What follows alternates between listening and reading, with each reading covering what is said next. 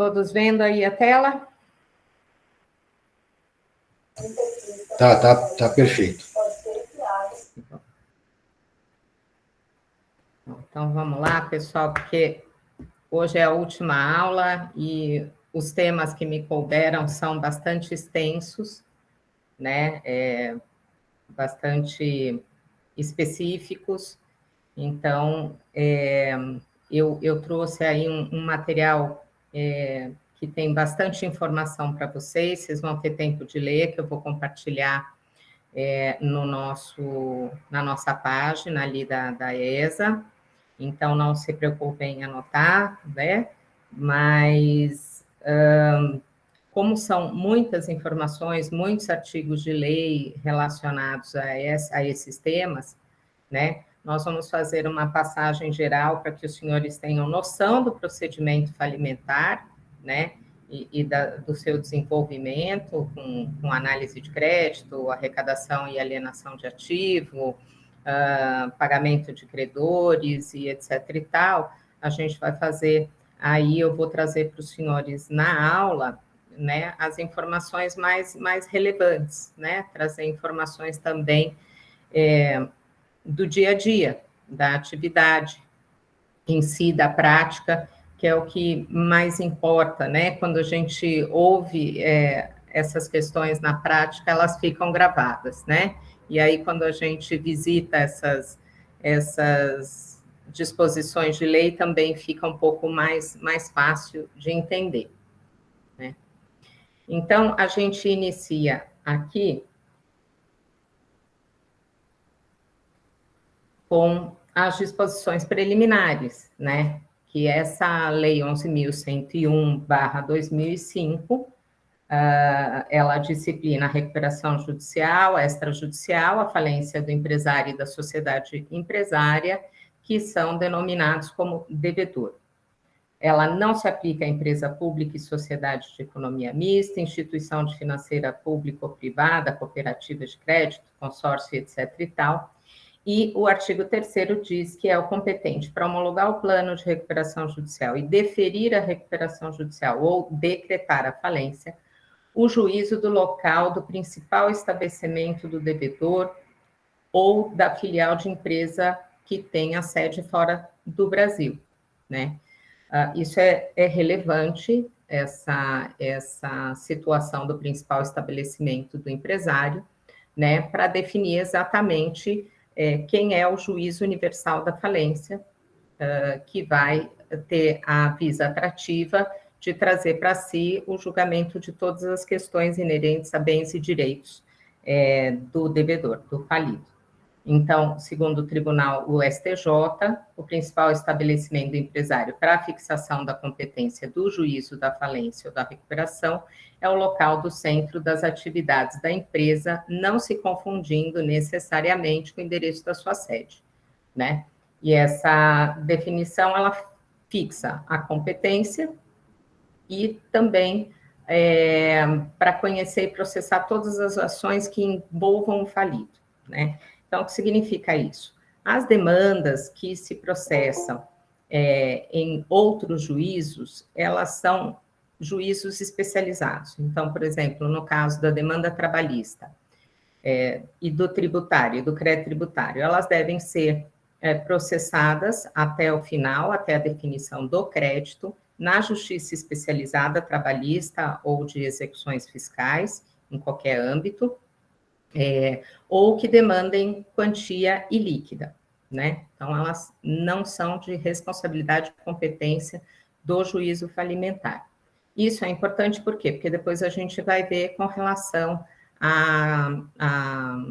aos créditos, né? Como se processam as habilitações e impugnações de crédito. Então, quais são as hipóteses de falência, né? Em que situações a falência ocorre? Ela ocorre na convolução da recuperação judicial da devedora em falência, nós vamos ver os casos. Ela ocorre quando há um pedido de falência por algum credor ou a autofalência, né?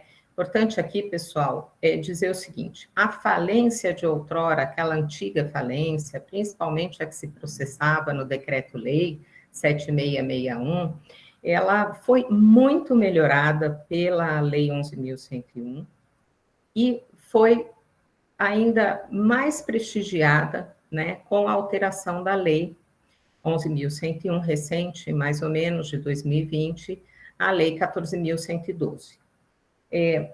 A Lei 14.112, com as complementações que fez ao procedimento falimentar, trouxe prestígio ao Instituto, que estava desacreditado, né?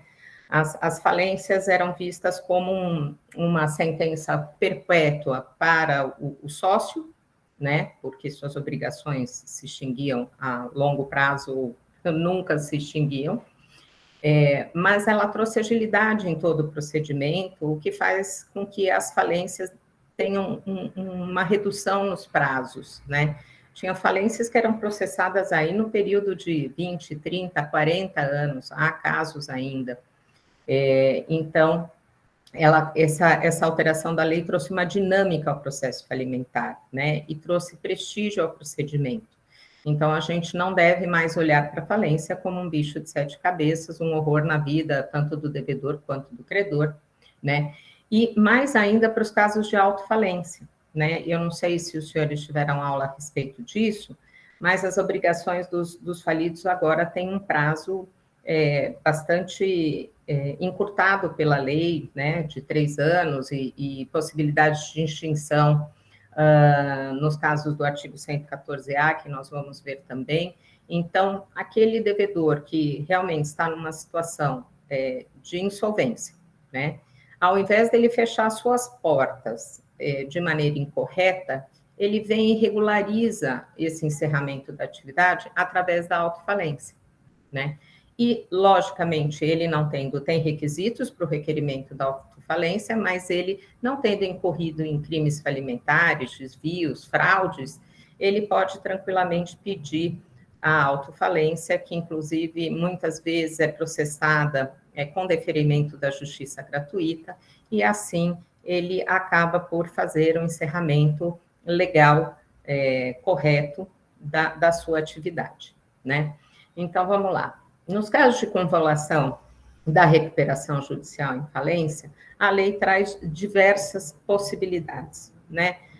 Mas as mais comuns são provenientes ou da não apresentação do plano no prazo estipulado pela lei, ou pela não aprovação do plano na Assembleia de Credores e ato contínuo, né, dada a possibilidade aos credores de apresentarem plano alternativo, eles declinarem dessa hipótese de apresentação de plano alternativo, ou plano alternativo que eles apresentarem sejam rejeitados, né? Então, na maioria dos casos, são esses os fatores que ensejam a convolução. Além disso, depois de homologado o plano e concedida a recuperação judicial à devedora, muitas vezes ela não consegue cumprir este plano, e o descumprimento do plano ou atos ilegais praticados pelos seus sócios e administradores, ou também ausência de entrega de documentos obrigatórios, também podem ensejar a convolução da recuperação judicial em falência, inclusive se não pagar os honorários do administrador judicial fixados pelo juiz, né? Na convolução da recuperação judicial em falência, os atos de administração, endividamento, oneração, alienação de ativos praticados durante o processamento da recuperação judicial, eles são presumidos como válidos, desde que realizados na forma da lei. Então, alienação de ativos e tudo mais que acontece no procedimento de recuperação judicial, normalmente depende de autorização do juízo recuperacional, né? Então, se esses atos foram feitos, por exemplo, tomar empréstimos, fazer DIP, etc. e tal, se esses atos foram feitos com autorização do juízo recuperacional, eles são validados quando dá convolução em falência, né?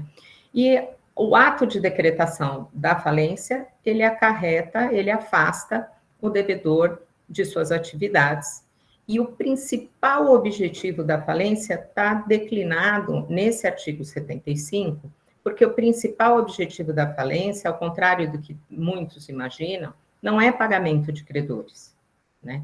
É a realocação do ativo de forma célere no mercado.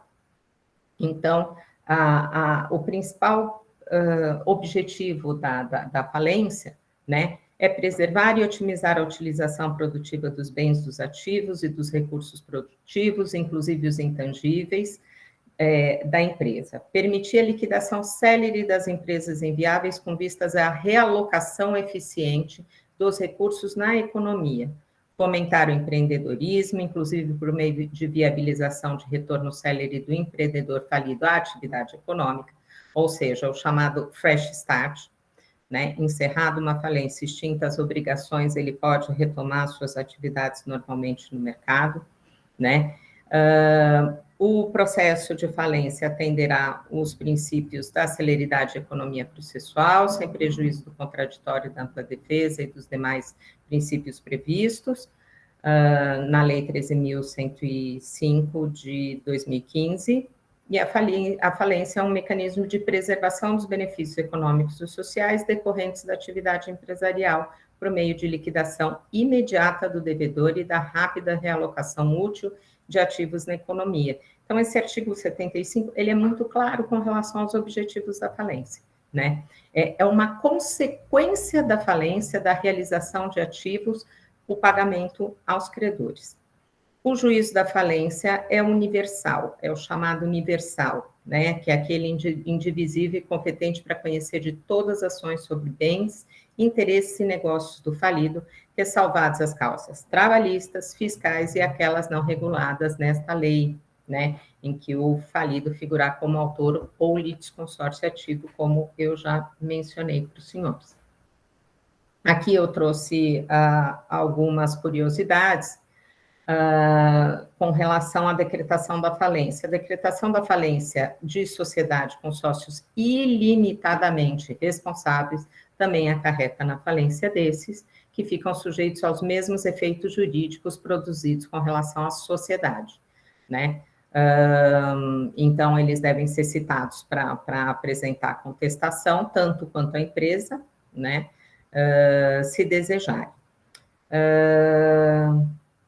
O disposto nesse artigo também se aplica àqueles sócios que se retiraram há menos de 2 anos da sociedade, enquanto havia aí já créditos pendentes, né?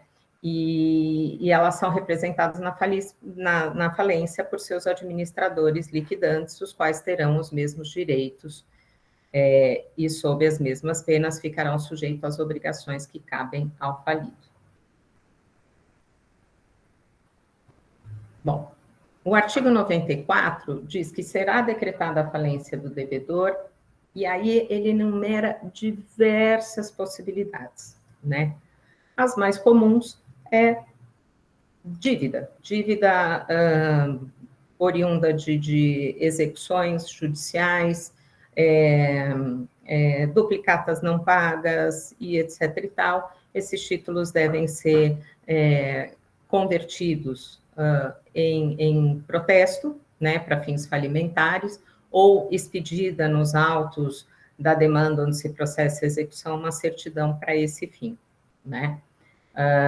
Antigamente era estabelecido um limite de valor, hoje não mais, né? Então, na prática de qualquer dessas hipóteses extensas do artigo 94, será decretada a falência do devedor.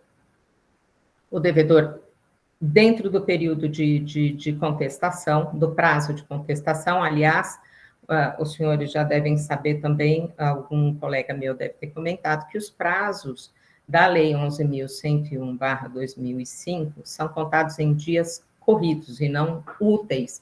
Então, os senhores têm que ter cuidado redobrado para fazerem manifestação nos autos falimentares, recuperacionais e respectivos incidentes, observando este prazo que é contado em dias corridos e não úteis, né? Então, dentro do prazo da contestação, o devedor pode pleitear recuperação judicial. Acontece com bastante frequência, e também acontece o caso de que, quando o devedor está em recuperação judicial, já com seu plano aprovado e homologado, e existe algum crédito extra concursal, que não está sujeito aos efeitos da recuperação judicial, e na ausência de pagamento ou de execução frustrada, né, esse credor pode requerer a falência da devedora, porque não está sujeito aos seus efeitos, e ela não tendo condições de pagar os seus créditos extraconcursais, isso também pode ensejar a decretação da falência dela. Que mais? Bom, quem pode requerer a falência do devedor? O próprio devedor, na forma do artigo 105 e 107, que eu falei para os senhores da autofalência, cônjuge sobrevivente, qualquer herdeiro do devedor ou inventariante, o cotista, o acionista, o devedor na forma da lei ou do ato constitutivo da sociedade, qualquer credor, né, que é a maioria dos casos. E aí tem os requisitos para que esse credor faça o pedido. Citado o devedor, ele pode apresentar contestação. O que acontece na maioria dos casos, gente? As falências, os pedidos de falência, já vem numa situação em que aquele credor é praticamente uma execução forçada, né? Aquele credor já teve insucesso na sua execução individual, e aí, diante do não pagamento, ele vem requerer a falência da devedora, né? O que acarreta, muitas vezes, é que essa devedora ela não é mais encontrada, não está mais no endereço estabelecido da sua sede, não é citada por edital, os sócios não são encontrados, então a gente já olha para aquela falência que a gente chama de frustrado, né?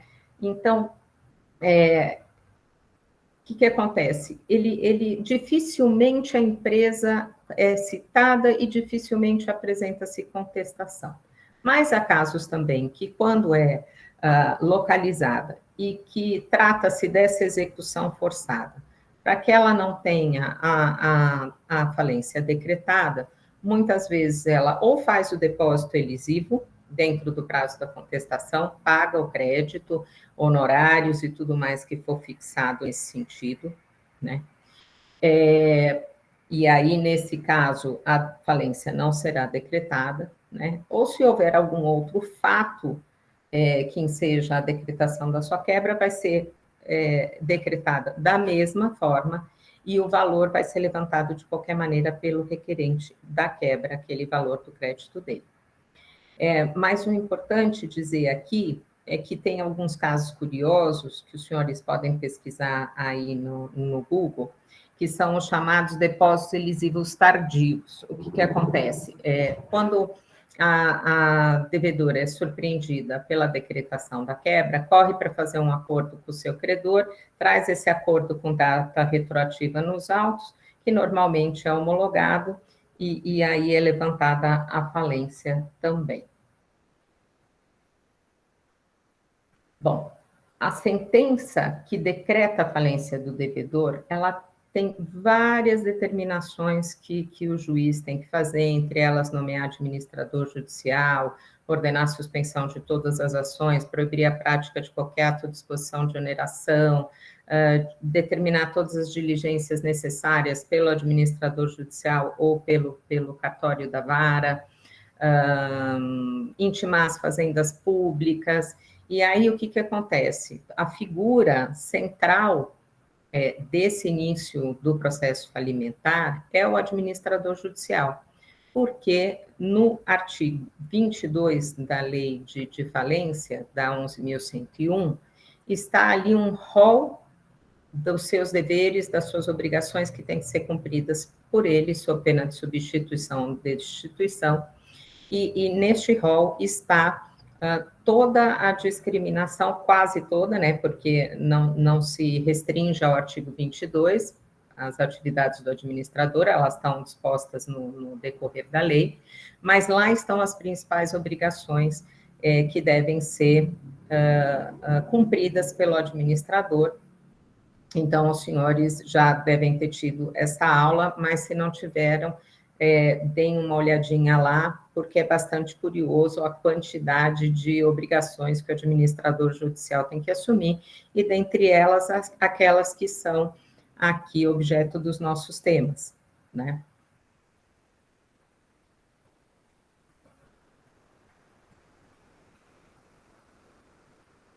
Bom, da decisão que... Professora, tem uma perguntinha. Antigamente, era comum que os credores, de uma forma de obter agilidade na execução, ao invés de executar o devedor, pediam falência. E, com isso, a devedora elidia a falência e ficava tudo bem. Hoje é punido isso, né? Então, na realidade, a gente vai ver aqui... olha lá, é essa tela que eu estou colocando aqui agora para vocês. Quem por dolo requer a falência de outrem será condenado, na sentença que julgar improcedente o pedido, a indenizar o devedor, apurando-se as perdas e danos em liquidação de sentença. Então, assim, lógico que todas as partes que atuam em qualquer procedimento têm que atuar com responsabilidade, né, Luiz?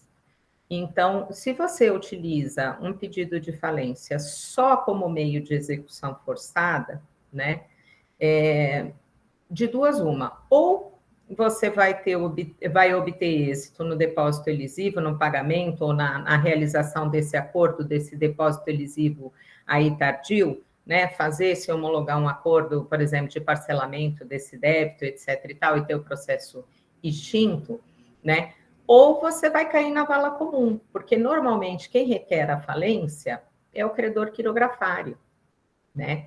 E o credor quirografário, a gente vai ver mais adiante, ele está numa ordem desprivilegiada nos pagamentos que são feitos com a realização do ativo, né? Então, esse credor entra com essa execução forçada, mas exceto se não conseguir fazer um acordo com a devedora, logo de princípio, para que esse processo seja extinto, né, e o seu crédito pago, ele vai se submeter, o crédito dele vai se submeter aos efeitos da falência, né? Ele vai ter que aguardar, como todo mundo, muito bem, se for realizado ativo suficiente para pagar para chegar na classificação do crédito dele, né? Mas, obviamente, que tem lá nos artigos anteriores as hipóteses, eu acho que ainda vou colocar, em que não é possível ser decretada a falência, inclusive, aliás, já coloquei, na sede de contestação, você vai dar uma olhada ali, não é devido o crédito que já está pago, que não foi protestado adequadamente, etc., etc. Então, em sede de contestação, o sócio pode arguir isso. O que acontece? Normalmente, a empresa já está devendo muito, e normalmente ela não é representada por advogado, nem o sócio, nem a empresa, com raras exceções, o sócio se apresenta para cumprir as suas obrigações que estão previstas no artigo 104, né? Mas, por outro lado, ainda que não tenha o auxílio, né, do sócio da empresa falida, em todos os atos que têm que ser praticados no processo para arrecadação de ativos, para relação de credores e etc. e tal, hoje o procedimento está mais célere com essas alterações que foram trazidas pela lei. E, de qualquer maneira, ainda que pedido de falência seja uma forma de execução forçada, se a empresa não se adequa, não toma providência, não contesta, não paga esse crédito, é porque ela estava realmente numa situação de insolvência, então vai cair naquela questão do artigo 75, né? É um bom negócio falir essa empresa, tirá-la do mercado e realocar esses ativos e a sua atividade para que ela tenha uma continuidade aí nas mãos de outros empresários que estão numa situação regular. Então, no meu entender, para quem tem um crédito quirografário, é de se considerar um pedido de falência. Há a probabilidade de se receber antecipadamente, né? Em vez de esperar a falência. Há possibilidade nessas condições, se a empresa for localizada, for citada e ela se mexer para pagar esse crédito, né? Pode ser uma possibilidade. Agora, O que acontece, Luiz? Hoje existe uma prática que tem sido mantida pelo Tribunal de Justiça em São Paulo, que é o seguinte: quando você faz um pedido de falência, a empresa não é encontrada ou, se citada, não apresenta contestação, é decretada a quebra. Os juízes das varas especializadas em São Paulo e das regionais, né, que nós temos aí a nossa primeira 7ª Rages aqui em São Paulo, os juízes costumam fixar uma caução para o pagamento dos honorários do administrador judicial e para que sejam realizadas as primeiras diligências no processo falimentar para arrecadação de ativos e tudo mais. Esta caução, como a credora requerente da quebra não vai assumir o encargo, né, e sendo o administrador judicial um auxiliar do juízo, mas que exerce uma atividade privada, né, ele fixa essa caução que tem que ser paga pela requerente da quebra. Então, a requerente da quebra precisa ver, porque pode ser um tiro no pé, né? Ela pode requerer, pode receber, mas também, por outro lado, não receber e ser condenada. Se não pagar os honorários caução, o processo vai ser extinto, e ainda assim não será paga a caução, mas ela será condenada ao pagamento de honorários advocatícios ao administrador judicial quando advogado, ou ao advogado que foi contratado pelo administrador judicial para se manifestar nos autos quando ele não for advogado. Entendeu, Luiz? Perfeito, então, entendi. Não é tão simples assim, né? Não é tão simples assim. Como o procedimento falimentar e recuperacional, eles são muito específicos, especiais, né? Essas particularidades, por isso que eu falo, eu prefiro dar um ampassã na lei, mas falar um pouco mais com vocês sobre a prática, né? Porque aí a gente acaba comentando essas questões que no dia a dia fazem diferença, né, Luiz? Então, vamos pensar 2 vezes antes de requerer a quebra para receber um crédito quirografário, porque pode incorrer nessa condenação da requerente da quebra. Tá bom, obrigado. Imagina. Aliás, pessoal, quem precisar, quiser interromper, fazer algum comentário, fica à vontade, como a gente está seguindo o slide, eu não vou me perder aqui, combinado?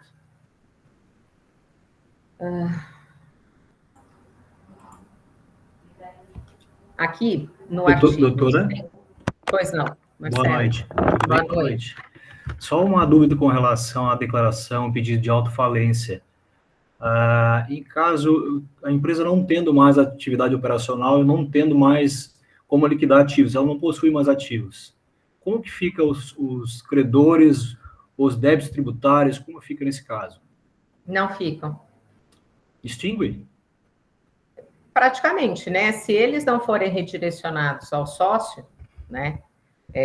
Pelos motivos que a lei autoriza, no caso de fraude e etc e tal, morre, né? Por isso que eu falei que a alteração trazida pela 14.101, com a relação do Fresh Start, eu não sei se vocês tiveram essa aula, das obrigações do falido, né? Porque esse é um curso bem inicial, né? É uma matéria que precisa de aprofundamento, como eu falei para vocês, porque é muito especial, né? Mas no caso da autofalência, o que acontece? É um encerramento regular da atividade, né? Então, você pode até ter ativos, mas eles não são suficientes para pagar os seus credores, né? E a sua atividade está muito enfraquecida, também não é o caso de você pedir recuperação judicial, né? Então, nesses casos, se você não cometeu fraude, tem a sua contabilidade ali organizada, né? E tem esses documentos, né? Todos encaixados aí, que é um rol que a lei exige para você, com o pedido inicial, você tem um rol de documentos a apresentar. Se você apresenta esses documentos, o juiz vai deferir, vai ser processado, e aí nós vamos chegar lá no artigo 114A, que se não tiver ativo suficiente para pagar, o passivo, né, e tampouco os honorários do AJ, dado um prazo para os credores se manifestarem se tem interesse na continuidade do processo, isso se aplica à autofalência também. Não tendo interesse, eles não depositando o valor que será fixado, não se manifestando ou não depositando o valor, vai ser encerrada a falência. E no caso de encerramento da falência pelo 114A, por exemplo, extinguem-se as obrigações do sócio, né, do falido e, respectivamente, do sócio, se ele não incorreu em prática, né, de crime falimentar. Então, a questão é o seguinte: a falência não é mais uma sentença perpétua do empresário, né, enquanto empreendedor. Pelo contrário, por isso que eu disse para vocês, voltou a ter prestígio e voltou a ter credibilidade, e as empresas estão se utilizando dos meios disponíveis na lei para regularizar suas atividades ou encerrá-las de forma correta, legal, legítima, né? Não mais baixar as portas e dizer para os credores se virem, né? Ela pode vir aqui e confessar: olha, devo, não nego, não vou pagar. Não vou pagar, porque o meu negócio foi mal sucedido, ou houve a ocorrência de algum problema econômico no país, né, ou naquele determinado segmento que a empresa segue, pode acontecer, faz parte do empreendedorismo, né? Então, ela não está mais limitada a dizer: Deus me livre, eu não quero sofrer um processo de falência, né? Passar pelos transtornos de um processo de falência, porque agora ele tem agilidade. Se ele não tem agilidade, precisa ver de quem que é a culpa e correr atrás disso. Então, se é de um magistrado não especializado, ou se especializado está muito assoberbado, as partes que têm interesse no processamento rápido dessa falência, o administrador judicial, os credores, eles têm que se movimentar para despachar com esse magistrado, fornecer o necessário para o cartório tomar as providências, mas o procedimento em si deve ser rápido, né? Agora, com as alterações trazidas pela 14.112, é um procedimento que tem que ser rápido. Eu resolvi sua pergunta, Marcelo? Tá ótimo, doutora, obrigado. Tá bom, vão me interrompendo aí, que o gostoso é a gente bater papo e tirar dúvida.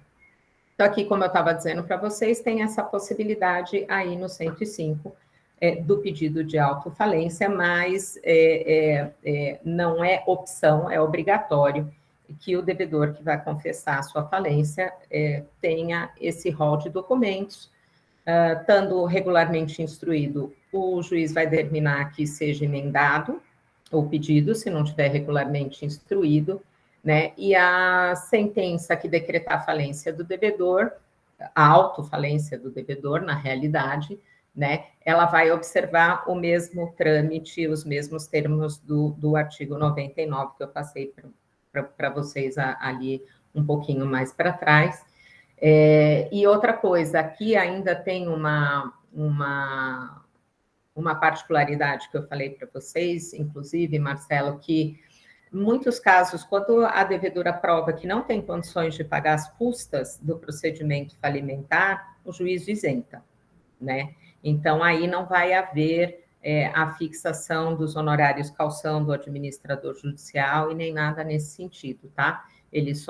O administrador judicial só vai ser pago se realmente algum ativo foi encontrado. E aí, como encontrar ativos, né, que a gente imagina que são quase que impossíveis esses ativos serem encontrados, mas há mecanismos, e aí eu vou dar umas dicas para vocês daqui a pouco. Obviamente que esses mecanismos têm que ser utilizados pelo administrador judicial, mas nada impede que os credores interessados façam a parte deles também, indicando onde pode ter um possível ativo a ser arrecadado, tá? Então, da análise dos créditos. Faliu, o falido, nas suas obrigações descritas no artigo 104 da Lei 11.101, ele é obrigado, né, a fornecer ao administrador judicial uma relação dos seus credores, né, uma relação detalhada dos seus credores. Com esse fornecimento da relação, o administrador judicial vai fazer publicar o edital do parágrafo 1º do artigo 99, E o que seria esse edital? Esse edital, ele contém os termos integrais da sentença de decretação da quebra, a relação de credores fornecidas pela devedora, né? O e-mail criado pelo administrador judicial específico para recebimento de eventuais divergências, habilitações ou impugnações na fase administrativa.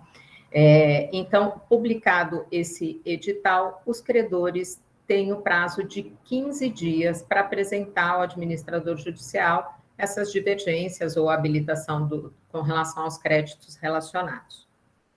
Quando o falido não apresenta a relação de credores, intimado, né, a fazê-lo, não apresenta ou não encontrado, não apresenta, o que o administrador judicial tem que fazer? Pedir a publicação desse edital do 99 sem rol de credores. Então, mencionar que a falida e o sócio não apresentaram rol de credores, publica o 99 só com os termos da sentença, a partir da publicação é que começa a correr esse prazo de 15 dias para os credores apresentarem habilitação, divergência, tempestivamente, administrativamente, para o administrador judicial, né? E o que acontece com essas habilitações, divergências e etc. e tal? Nesse primeiro momento, elas não são feitas em procedimentos ou incidentes processuais, elas são feitas administrativamente pelo AJ, por isso ele recebe essas informações e documentos por e-mail, e emitidos pareceres, os respectivos pareceres de crédito, elaborados por um perito contador, vai ser apresentada pelo administrador judicial uma relação de credores que ela está prevista no artigo 7º, né? Apresentada essa relação de credores pelo administrador judicial, ele também vai fornecer uma minuta de edital, né? E publicado o edital previsto nesse artigo, aí passa a contar o prazo para que os credores possam impugnar essa relação de credores, né? E eles têm ainda um prazo sem recolhimento de custas, ou seja, habilitações de crédito ainda tempestivas, ou para impugnar, ou para apresentar habilitação de crédito sem recolhimento de custas, né? Isso já vai estar um pouquinho mais para baixo. Uma curiosidade trazida pela Lei 14.112 foi o artigo 7º-A. Esse artigo 7º-A foi um grande alívio, né, para a celeridade do procedimento do falimentar. Por quê? Porque as fazendas públicas, né, com as suas infindáveis execuções contra a devedora e desorganização, hoje muito melhor, né? Quem tem contato aí com execuções fiscais, hoje em dia, dificilmente você argue prescrição ou decadência, né? Porque essas fazendas têm sistematizado as suas cobranças, né? Mas elas são distribuídas e como essas fazendas públicas não têm obrigação de habilitar, é facultativa ela habilitar o crédito na falência, né? O que aconteceu? Veio esse inciso 7º-A, que vai ser a instauração de incidente para cada fazenda pública, e elas vão ser intimadas para que tragam um compilado, né, detalhado dos seus créditos contra a falida, né? Se eles estão em execução ou não, inscritos na dívida ativa ou não, e etc. e tal. Com isso, facilita, porque param de vir aquelas inúmeras penhoras no rosto dos autos falimentares, né? Ficam perdidos esses créditos se o administrador judicial não tem uma boa organização de relacioná-los, de planilhá-los, né? E depois de realizado o ativo, né, concluído o quadro geral de credores, é muito mais fácil você evidenciar se o ativo realizado comportará o pagamento dos credores, primeiro extraconcursais, depois trabalhistas com garantia real, e aí para chegar nos tributários, normalmente a falência que tem ativo para nessa classe de créditos tributários. Então, é importante que, nesse momento, para a celeridade de encerramento do procedimento falimentar, os créditos das fazendas públicas estejam devidamente apurados nesses incidentes próprios que foram criados aí do artigo 7º-A. Alguma dúvida, pessoal?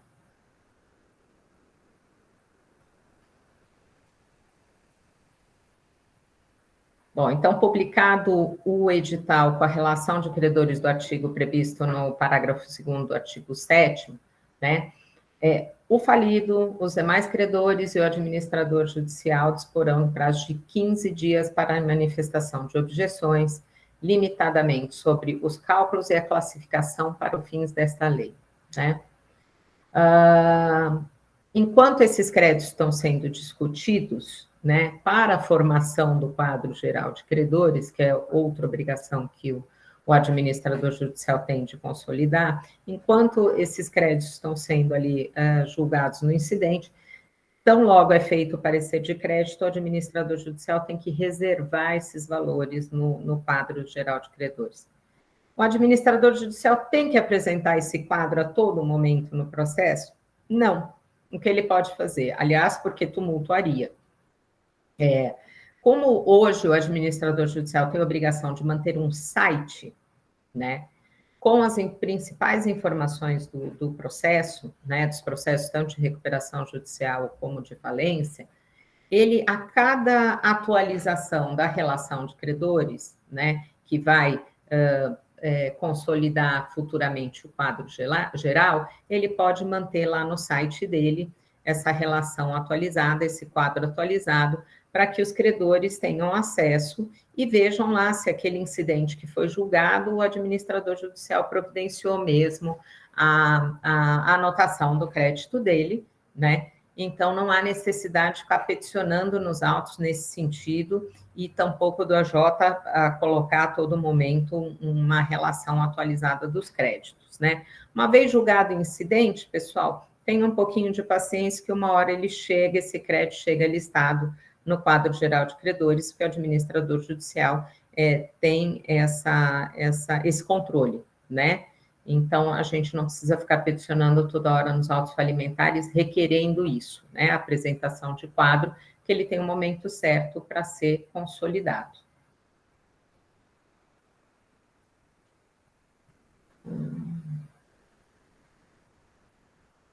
Bom, passados 10 dias da publicação do edital do artigo 7º, é o que eu falei para os senhores. O prazo é de 10 dias contado da publicação dessa relação, né, para que os credores possam apresentar impugnação contra a relação de credores, apontando ausência de crédito ou manifestando-se contra a legitimidade, importância ou classificação de crédito relacionado.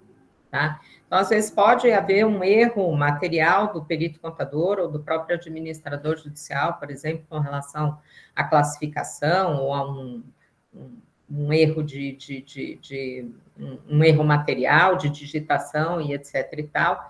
Então, o credor pode sempre se manifestar nesse sentido para correção, né? Ou apresentar a impugnação no prazo de 10 dias, contada a publicação do edital, e esse incidente ele não está sujeito a recolhimento de custas, né? Por outro lado, se ultrapassado esse prazo, essa habilitação vai ser recebida como retardatária, e aí sim ela está sujeita a recolhimento de custas. Outra coisa importante que eu queria falar para os senhores com relação ao crédito, como os créditos trabalhistas e tributários são processados na justiça especializada, né, os créditos trabalhistas, exceto se foram declarados pela recuperanda, quando da recuperação judicial, né, ou se foram apresentados pelo sócio da falida, quando da apresentação do artigo 104, das declarações dele, exceto nesse caso, só serão relacionados os créditos trabalhistas que estiverem devidamente liquidados, ou seja, tiverem já sentença com cálculos de liquidação e sentença homologatória desses cálculos de liquidação. Então, quando esses créditos estiverem liquidados, na justiça especializada. O trabalhador não pode prosseguir com a execução individual do crédito, exceto se ele conseguir a desconsideração da personalidade jurídica para a pessoa dos sócios, né? O que acontece muito nas demandas trabalhistas, mas o crédito dele vem para falência nos termos do artigo 9º, que a gente viu lá atrás. Ele tem que estar, não, a gente ainda vai ver, ele tem que trazer toda a documentação comprobatória do crédito, essas peças principais que eu falei, sentença, cálculos e homologação de cálculos. O crédito dele vai ser atualizado até a data da quebra, né? Então, não adianta vir com uma certidão da Justiça do Trabalho, que o crédito é de zilhões, né? Até aquela determinada data em que foi feita a sua habilitação de crédito, porque o crédito tem regramento na falência, tem que ter uma paridade entre os credores. Então, a lei, para trazer essa paridade entre os credores, especificou que todo crédito será atualizado até a data da decretação da quebra, né? E só vai sofrer atualização e incidência de juros se o ativo comportar para o pagamento daquela classe, porque os pagamentos vão ser feitos de acordo com a ordem de prioridade do artigo 83. Pois não, Luiz? Mesmo os créditos extraconcursais? Os créditos extraconcursais? Não, os créditos extraconcursais são os primeiros a receber. E esses são corrigidos como se não tivesse... Se o ativo comportar. Então, por exemplo, mesmo sendo crédito extraconcursal, né, o que são créditos extraconcursais? Nós vamos ver, está ali no artigo 84, que nós vamos passar por ele. Mesmo crédito sendo extraconcursal, precisa ver se o ativo comporta, né? E mesmo para os créditos extraconcursais, estão elencados quais são prioritários. Entende, Luiz? Então, assim, quando é apresentado o quadro geral de credores, o administrador, e vai ser feita a conta de liquidação, homologado o cálculo, o quadro geral de credores, o administrador judicial passa a fazer a conta de liquidação. Nesta conta de liquidação, você pega o extrato atualizado da conta, para aquela data que você vai fazer a correção desses créditos, a atualização desses créditos. Então, num primeiro momento, o perito contador analisa o quê? Bom, eu tenho X depositado, eu tenho Y de crédito, não cobre. Para quem que eu vou pagar? Então, eu vou pagar para os extraconcursais e para os trabalhistas, né? Comporta atualização? Esses créditos comportam atualização? Talvez sim, talvez não. Se comportar, não, porque é insuficiente, né? Talvez seja insuficiente. Mas se comportar o pagamento da totalidade daquela classe, com a devida atualização e acréscimo, inclusive, de juros, aquela classe será paga integralmente com o ativo arrecadado, até que vá para outra classe. Então, vamos supor, pagou a trabalhista. Mesmo que falte para outra classe. Por classe. Isso. Então vamos supor, eu paguei a trabalhista integralmente. Aí teve um saldo. Para onde nós vamos passar? Para o tributário. Esse saldo vai ser suficiente para pagar o tributário? Normalmente não. Então, o perito contador vai fazer apenas um rateio em percentual para as fazendas públicas, entendeu? Então, eu entendi. Só que os extraconcursais, como eles não estão sujeitos a essa lei, eu achava que eles podiam ser corrigidos. E como eles são os primeiros a serem pagos, e se houver dinheiro para pagar eles com correção, eles são pagos com correção e juros normais, é isso? Sim, é que normalmente, Luiz, o que acontece? Quando por exemplo, extraconcursal, honorários a custas processuais. Então, você pega o valor, quando você vai fazer lá essa elaboração da conta de liquidação para os pagamentos, você vai pôr os extraconcursais. O que são os extraconcursais? Custas do procedimento falimentar, por exemplo, né? Tem um teto. Então, vamos supor, você tem que calcular lá o percentual das custas, se chegou ao teto, vai se limitar ao teto, então não vai passar disso, não tem correção, né? E como esse cálculo é feito sobre o valor atualizado da conta naquele momento da elaboração da conta de liquidação, ele já está atualizado, entende? Porque eu vou calcular as custas que são devidas com base no valor atualizado que está depositado nos autos. Entende?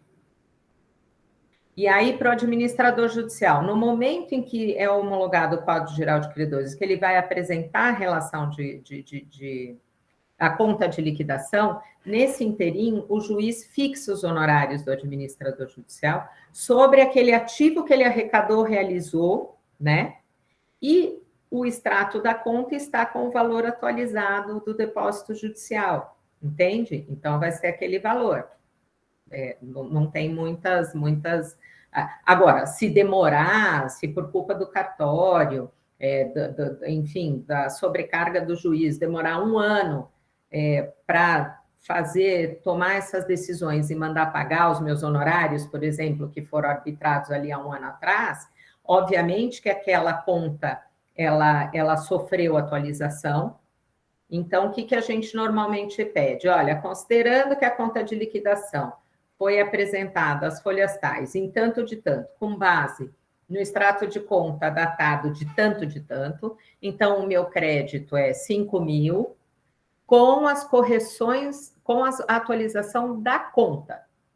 Então, sai o ofício para o Banco do Brasil para que ele te pague aquele valor e com a correção da conta até a data do efetivo pagamento. Entendeu? Então, o valor vai se corrigindo desta maneira. Não dá para a gente exigir que a conta de liquidação seja atualizada a todo momento. Né? É a correção do depósito judicial, né? Que é a correção... Exatamente, enfim, né? Porque senão não tem fim, entendeu, Luiz? Não tem fim. Cada mês a gente teria que fazer essa atualização. Então, a gente vai encontrando essas soluções no dia a dia, né? Que o juiz determine, então, diante do decurso do lapso temporal, então, determino, seja expedido, né? Ofício ao Banco do Brasil para que pague o valor de X atualizado até a data do efetivo pagamento. Mesmo para os credores concursais, vamos supor, trabalhista.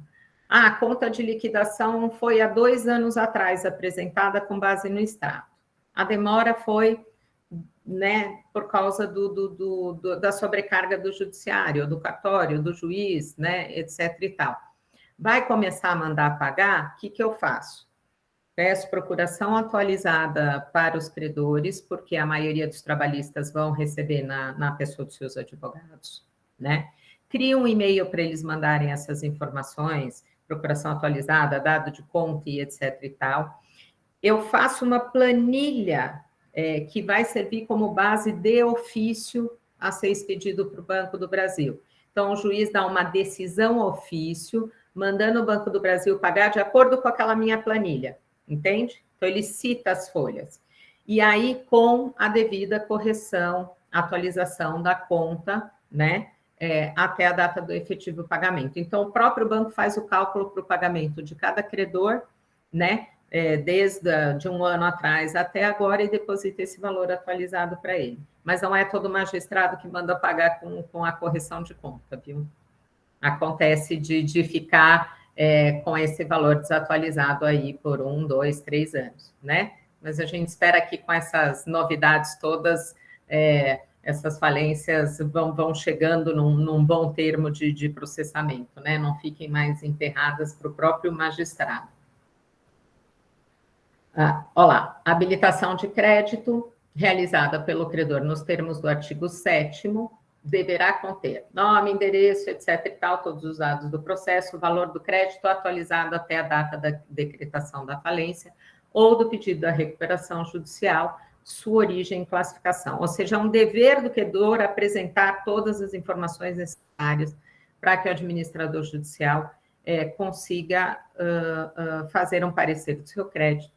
Isso quase nunca acontece, sempre há um termo de diligência que a gente manda para que sejam complementados esses documentos, e algum caso de trabalhistas, confesso para os senhores que os meus assistentes puxam cópia hoje, né, com a facilidade do procedimento ser digital, dos processos digitais, eles baixam uma cópia completa disso, mandam para o perito contador para não ter mais demora na análise dos créditos, ou intime-se esse, intime-se aquele, né?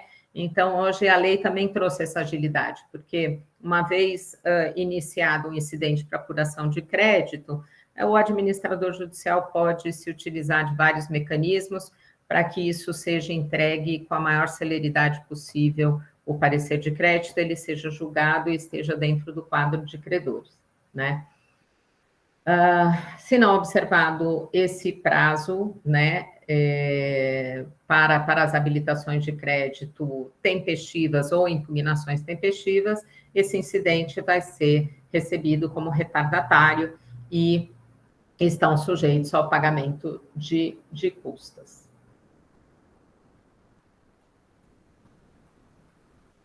Aí a gente também tem outras possibilidades, né? Que, por exemplo, um crédito trabalhista demorou anos para ser julgado, o quadro geral de credores foi consolidado e homologado, mas aí os pagamentos ainda não foram iniciados. O que esse credor tem que fazer? Ele tem que entrar com uma ação ordinária no juízo falimentar, né? Dizendo, explicitando que o valor dele não constou porque a liquidação do crédito foi posterior à homologação do quadro, vai ser processado como um incidente de habilitação de crédito e se ainda não forem iniciados os pagamentos, ele vai ser incluído na conta de liquidação, ainda que tardiamente, vai ser pago. Tá, pessoal? Então, acontece. Né? Ou, às vezes, durante o processamento da falência, eu descubro a fraude com relação ao crédito que está habilitado. Né? Eu, a qualquer momento, o Ministério Público também pode entrar com um pedido de exclusão desse crédito por algum motivo. Já aconteceu em falência minha. Né? E pode pedir reserva de crédito que ainda não está nem julgada a ação também, né? Então, eu falei isso para vocês um pouquinho antes. O administrador judicial tem que reservar. Então, por exemplo, fez o parecer de crédito, entregou no processo, já joga lá na sua planilha a reserva desse crédito. Porque muito provavelmente esse será o valor que vai ser julgado como habilitado o crédito, né? Então, ele deixa lá na reserva. Ou, por exemplo, eu preciso apresentar o quadro geral de credores para começar os pagamentos, mas tem créditos que ainda não estão julgados. De igual forma, eu apresento o QGC consolidado e consigno as reservas em cada classe, né, nas suas respectivas classes, dos incidentes que não estão julgados e coloco ali o número do incidente, o valor da reserva. Então, tão logo ele seja julgado, ele já está no quadro geral de credores para todos os efeitos. Tá? Então, é feita essa reserva. Agora, por exemplo, está tramitando lá na Justiça do Trabalho a ação, está vendo que demora? É obrigação do juízo trabalhista expedir um ofício ao juízo falimentar pedindo a reserva do crédito do obreiro. Entendeu, Luiz? É um encargo da Justiça do Trabalho, do magistrado trabalhista. Mas para isso a gente tem que informar o juízo trabalhista que está havendo uma recuperação, né? Porque ele pode nem saber. Não, a recuperação, na realidade, é um encargo da recuperanda, né? Nas defesas que faz, na tramitação do processo, sim, informar que está em recuperação judicial. E aí, o que acontece é que muitas vezes o juiz trabalhista não está familiarizado com o procedimento recuperacional ou falimentar, entende? Então, ele acaba não fazendo o pedido de reserva. Mas, com o tempo, tem sido mais recorrente, né? Agora, no caso de falência, como é o administrador judicial que representa a massa falida, é uma situação complicada, porque ele não está obrigado, mesmo tendo ciência da demanda trabalhista, a promover, ele não pode promover de ofício essa inclusão, entendeu, Luiz? De reserva. Essa reserva tem que ser requerida pelo juízo que preside o feito, para o juízo falimentar. Não pode ser requerido pela parte? Pode também. Não pode ser requerido pela parte.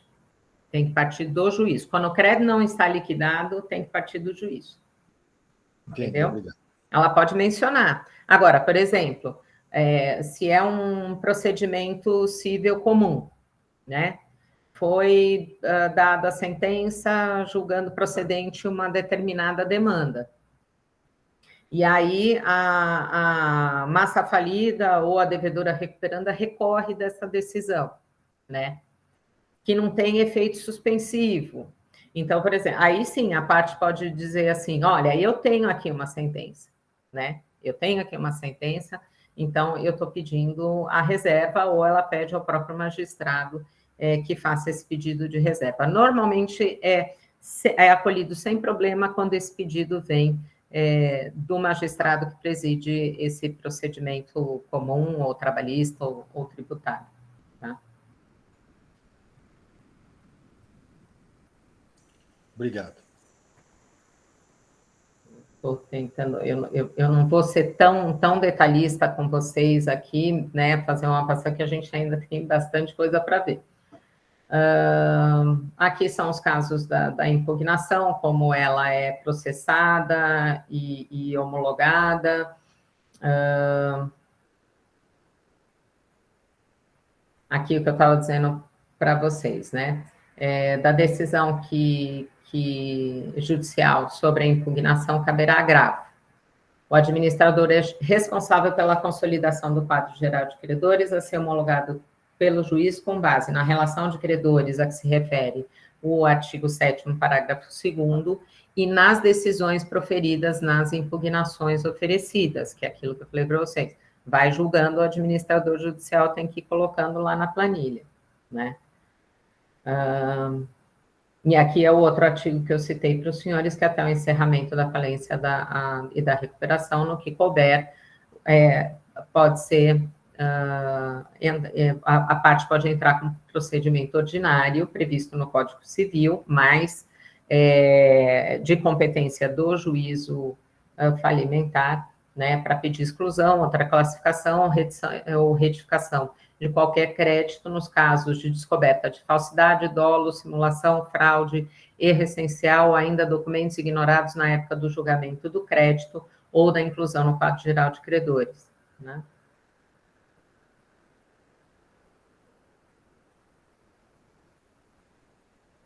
Outro fato importante aqui, a decretação da falência determina o vencimento antecipado das dívidas do devedor e dos sócios ilimitadamente e solidariamente responsáveis, com o abatimento proporcional dos juros, e converte todos os créditos em moeda estrangeira para a moeda do país pelo câmbio do dia da decisão judicial para todos os efeitos. É aquilo que eu falei para vocês, os créditos eles têm que estar equiparados, tem que ter igualdade entre os credores na apuração dos créditos. Então, todos os créditos trabalhistas, quirografários, etc. e tal, têm que ser apurados até o limite da decretação da quebra, para que não haja disparidade entre os credores, em havendo o ativo sendo suficiente para o pagamento de eventuais atualizações e incidência de juros. Isso é feito na época da conta de liquidação após a homologação do quadro geral de credores. Aqui, como eu disse para os senhores, eu trouxe pinçados aqui somente os artigos que falam, a gente vai passar para a arrecadação dos ativos na falência. Então, eu pincei daquele 22 que eu falei para vocês, que tem um rol extenso das obrigações do administrador judicial, eu pincei só aqueles que são importantes e que são direcionados ao nosso tema. Deixa eu tomar uma aguinha aqui.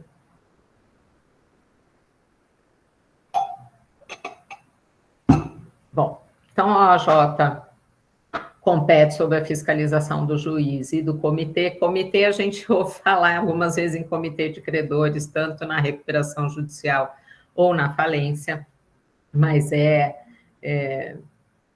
praticamente inexiste. São raríssimos os casos em que houve a constituição de comitê de credores. Em processo falimentar, então, nem se fala, a gente nunca vê. É uma mosca branca. Então, compete ao administrador judicial na falência arrecadar os bens e documentos do devedor, elaborar o auto de arrecadação, nos termos dos artigos 108 e 110 dessa lei, né? Avaliar os bens arrecadados, contratar avaliadores de preferência oficiais mediante autorização judicial para avaliação dos bens, caso entenda não ter condições técnicas para tanto. Antigamente, era o administrador judicial, ele arrecadava os bens e já indicava um perito avaliador para fazer essas avaliações, o que onerava a massa, né? Hoje, em determinadas questões, por exemplo, um veículo, você pode se basear pela tabela FIPE, né? Ou pode ser com relação a máquinas, dar uma olhada aí em sites que vendem produtos similares, e aí não tem mais tanta importância se aquele valor da avaliação feita pelo administrador judicial está exatamente condizente, né, com o valor de mercado, ou um pouquinho abaixo, um pouquinho acima, porque como a gente vai ver adiante, atualmente há possibilidade de alienação desses ativos por valores que não são mais considerados preço vil, né? Então, aquela discussão que ficava antes no processo de avalia, o pessoal impugna, aí volta para avaliação, aí tem que intimar o perito, aí o perito volta com o laudo, aí tem que dar ciência para todo mundo. Hoje, normalmente, o administrador judicial já tem como parceiros, né, avaliadores que compõem o quadro das depositárias, profissionais, dos leiloeiros, que tem auxiliado muito o administrador judicial nesse processo ágil que tem que ser feito atualmente para avaliação e realização do ativo. Tá? Então, os prazos hoje, para que tudo isso aconteça, a gente vai ver aí na leitura desses artigos, é muito exíguo, né?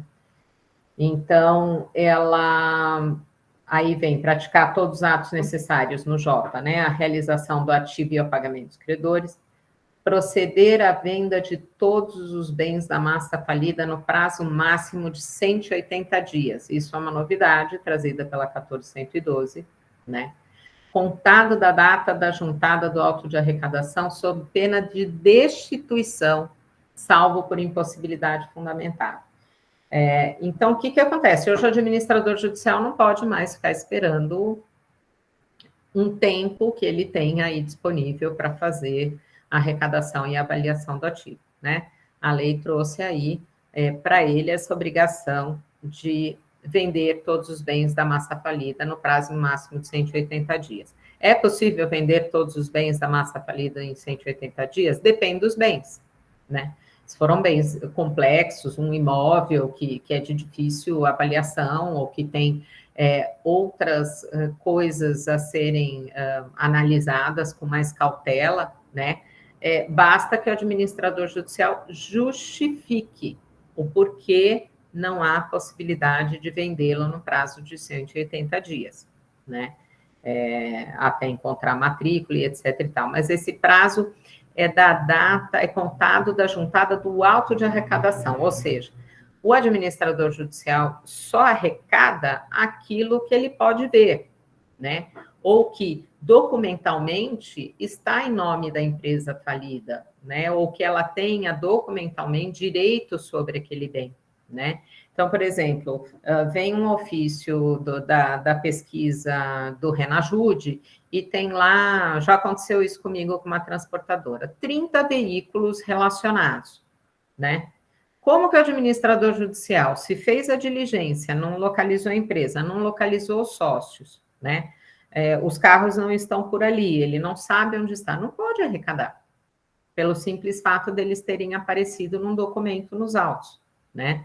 O administrador judicial precisa estar em contato com esses bens para poder arrecadar, para poder avaliar, né? E poder dar uma destinação a eles. Eu não posso arrecadar e alienar aquilo que não está em meu poder, né? Sob a minha guarda e administração, tá? Então, essa foi uma importante alteração na lei, porque antigamente os administradores judiciais, às vezes, tendo ativos importantes em mãos, ficavam inertes com relação à sua alienação, né? E a gente vai ver que ainda foi descomplicada essa alienação quando a gente chegar na parte dos leilões eletrônicos. O administrador judicial tem que conservar esses bens, né? Tem que indicar os seus auxiliares. O administrador judicial, ele é responsável por esses bens. e a responsabilidade dele, ela é objetiva. Se ele não tratar de forma correta os bens, não conservar, ou os auxiliares que ele indicar também derem uma destinação ruim a esses bens, quanto à guarda, ou eles serem extraviados, desaparecidos e etc. e tal, o administrador judicial responde pessoalmente por isso, né? Então, o AJ tem grandes responsabilidades nos ombros no que diz respeito à parte de responsabilidade sobre os ativos da empresa falida. Agora, a gente pega uma falência que não tem nada, não foram localizados bens. Como que a gente pode trazer dinheiro para a massa falida, né? Tem mecanismos. Atualmente, a gente costuma pedir que o juízo determine a expedição de ofício, a gente mesmo protocola perante as instituições financeiras, né? Para que o Banco do Brasil, por exemplo, não informe se há depósitos judiciais, não só nos autos falimentares, mas em outras demandas em que a falida é parte ativa ou passiva, né? A gente pede ofício para a Caixa Econômica Federal para que ela diga em quais processos, se existem processos, quais deles, quais o número da conta e etc. e tal, se tem depósitos recursais ou depósitos de pagamento a credores trabalhistas, por exemplo, sujeitos à falência da devedora, se tem valores disponíveis em contas judiciais. Então, disso acaba vindo sempre algum valor para a massa falida, né? Com a resposta desses ofícios, a gente consegue localizar, e esses valores que estão depositados em outras demandas têm que vir para o processo falimentar, são transferidos para o processo falimentar, porque é um ativo da massa, não é porque está depositado no processo que é daquele credor mais, né? Principalmente porque ele tem que submeter a ordem de pagamento dos créditos na falência, tá?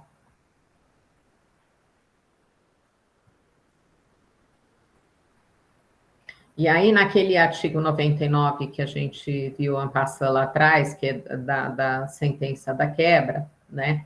Veio a inclusão desse artigo, desse parágrafo 3º, que após decretada a quebra ou convolada a recuperação judicial em falência, o administrador judicial deverá, no prazo de 60 dias, contados do termo de nomeação, apresentar para apreciação do juiz plano detalhado de realização de ativos, inclusive com estimativa de tempo não superior àqueles 180 dias que a gente viu, a partir da juntada de cada auto de arrecadação, na forma do inciso 3 caput do artigo 22 desta lei, né?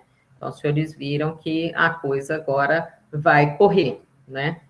Esses prazos estipulados vieram para beneficiar aquele princípio do artigo 75, que é de celeridade, né, do procedimento de realocação dos ativos no mercado. E essa celeridade é importante porque vamos combinar, né? Se um ativo fica paralisado por 6 meses, 1 ano, 2, 3, num depósito, ele vai perder cada vez mais o seu valor, né? Ele já tem uma perda natural de valor no ato de que ele é arrecadado num procedimento falimentar, né? Porque vai ser venda forçada. O preço de avaliação é para venda forçada. Então, ele já tem ali um valor que tem que ser atrativo, né? Se ele fica sendo depreciado num depósito ou imóvel sem manutenção, com alto custo de débito de condomínio, de PTU e etc. e tal, não resolve, né? A realização daquele ativo acaba sendo consumida por esses valores, essas taxas, essas despesas, né? Que posteriormente à decretação da quebra são considerados despesas da massa falida, e elas são extraconcursais e pagas com preferência, né? Então, a alteração da lei trouxe uma celeridade para que tudo aconteça em harmonia com a possibilidade, tentando minimizar a possibilidade de prejuízos maiores para a massa falida e para a universalidade de credores. Bom, é claro que, decretada a falência, o devedor perde o direito de administrar seus bens e dele dispor, né, a empresa.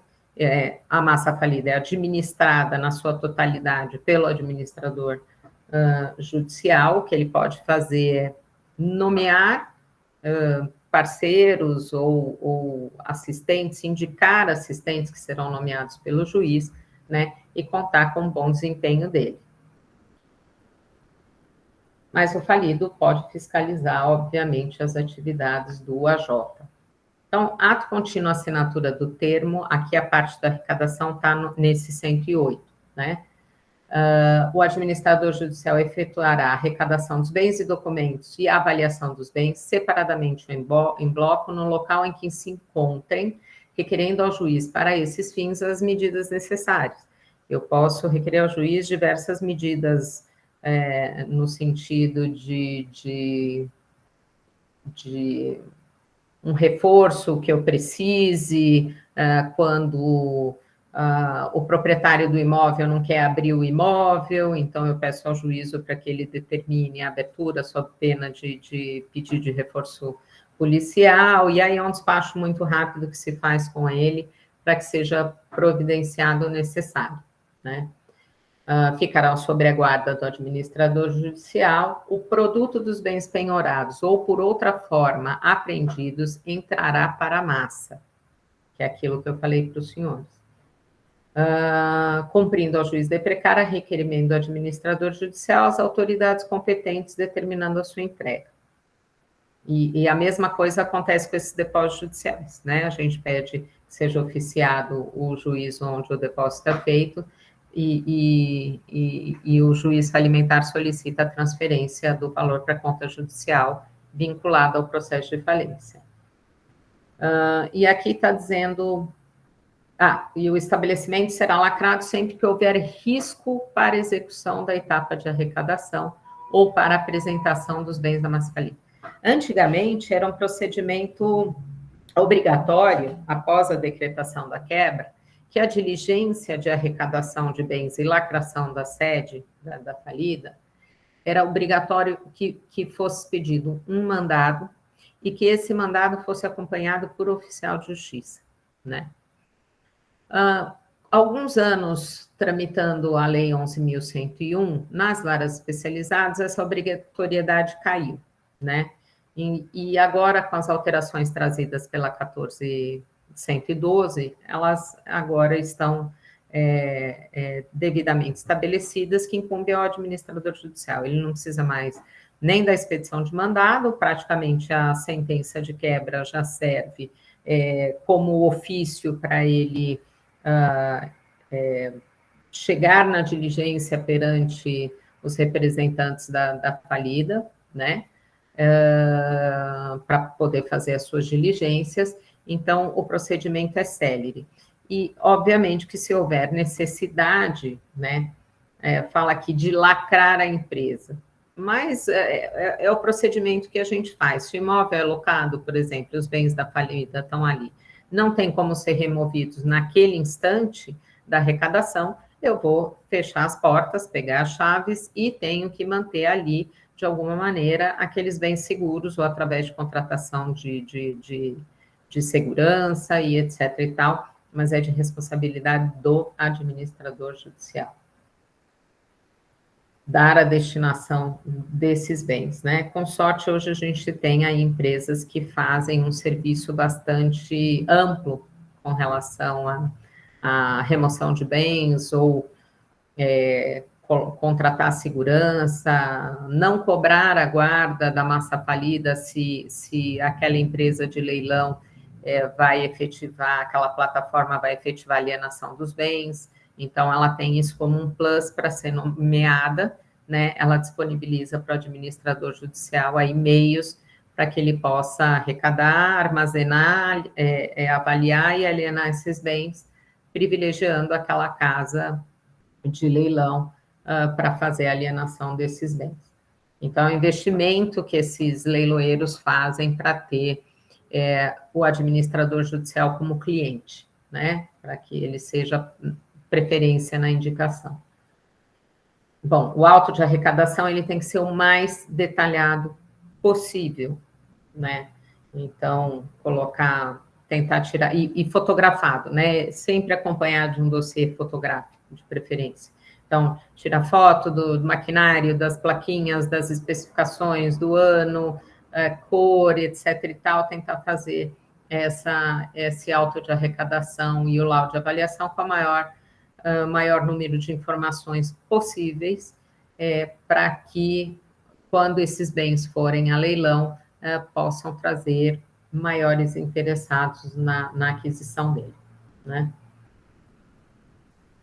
Bom, aqui a gente já falou que o prazo para avaliação, se tiver que exceder, a gente tem que pedir autorização para o juiz.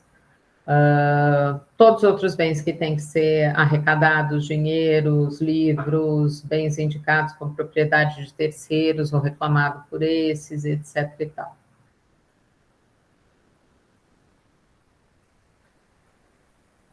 Aqui também tem a obrigatoriedade do administrador judicial, nos casos de bens imóveis, apresentar em 15 dias as certidões, as respectivas certidões.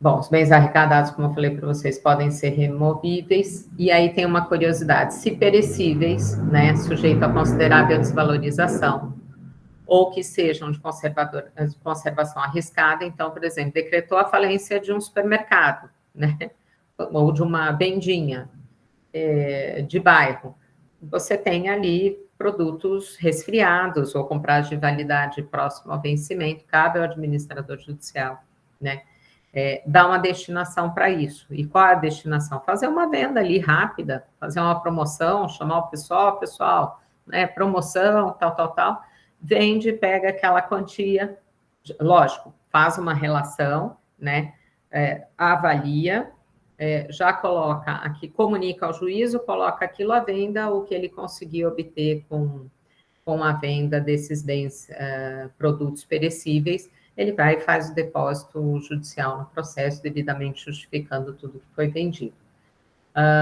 O administrador judicial também, para trazer ativo para a massa e para aliviar um pouco os gastos da massa, enquanto se avalia, enquanto é levado a leilão o bem, ele pode promover contratos de aluguel ou de arrendamento dos bens da massa falida, né? Se for imóvel, se for maquinário, etc. e tal, o que às vezes é muito vantajoso para conservador, porque às vezes um maquinário que é parado bruscamente para ser retomada a sua atividade é muito custoso, né? Então, às vezes, vale a pena procurar algum interessado em continuar a atividade da falida por arrendamento para manter aqueles maquinários todos aí em perfeito estado de funcionamento, né? Sujeito a todos, a decretação da falência sujeita a todos os credores que somente poderão exercer seus bens direitos sobre os bens do falido do sócio limitadamente responsável na forma prevista nessa lei, e ela suspende, a decretação da falência suspende o exercício do direito de retenção sobre os bens sujeitos à arrecadação, os quais deverão ser entregues ao administrador judicial, ou seja, a parte que tiver aí por algum motivo em posse de algum bem da falida ou de numerário, né, tem que fazer entrega ao administrador judicial, não pode reter esses bens, né? E o fato curioso aqui é que essa lei não se aplica aos processos de falência ou de concordata ajuizados anteriormente ao início da sua vigência, que serão concluídos nos termos do Decreto-Lei 7661. Uma pena, mas, de qualquer maneira, muitas coisas que estão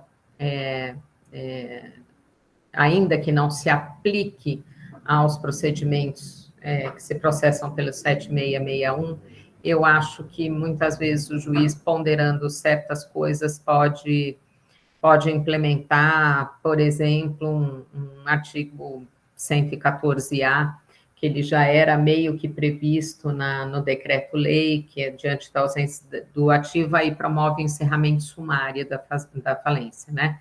Só substituindo aí os termos, mas existe possibilidade, uma analogia entre determinados artigos do 7661 com a Lei 11.101 que possibilita também o emprego desses mecanismos para o encerramento breve de processos que são negativos, né, infrutíferos, como a gente chama no mercado, falência frustrada.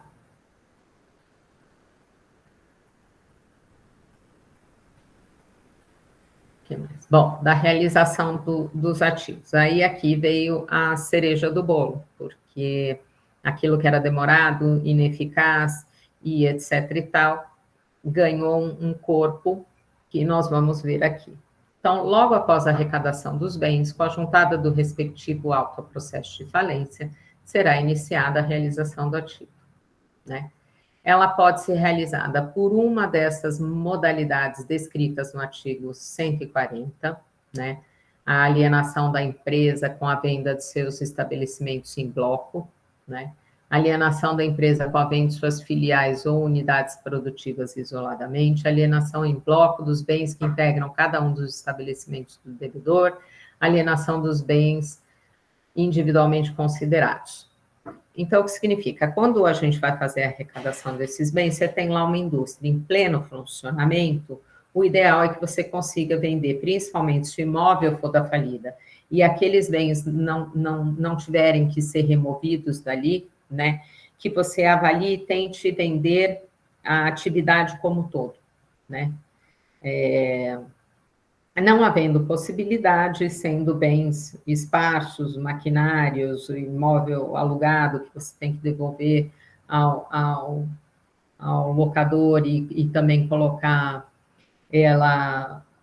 os bens em depósito e etc e tal, obviamente que esses bens acabam perdendo um pouquinho do seu valor, né, do que se fossem vendidos em funcionamento, e com atividade, né, em plena forma, aí já com clientes e tudo mais, quando você consegue fazer um arrendamento da atividade, uma alocação do imóvel ou das próprias máquinas para que sejam conservadas, tanto melhor, né?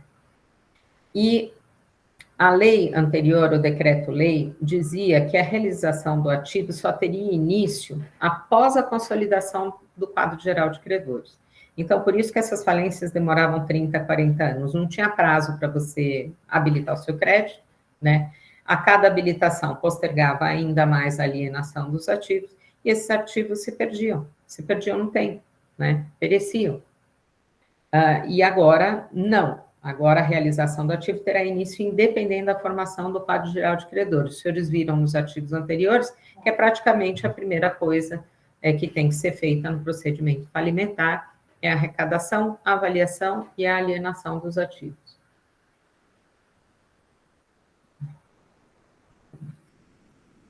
E aí, o 141 diz, né, que a alienação conjunta e separada dos ativos, inclusive da empresa ou de suas filiais, promovida sob qualquer das modalidades de que trata o artigo 142, todos os credores, observada a ordem de preferência definida no artigo 83 desta lei, que é aquela ordem de preferência dos pagamentos, subrogam-se no produto da realização do ativo.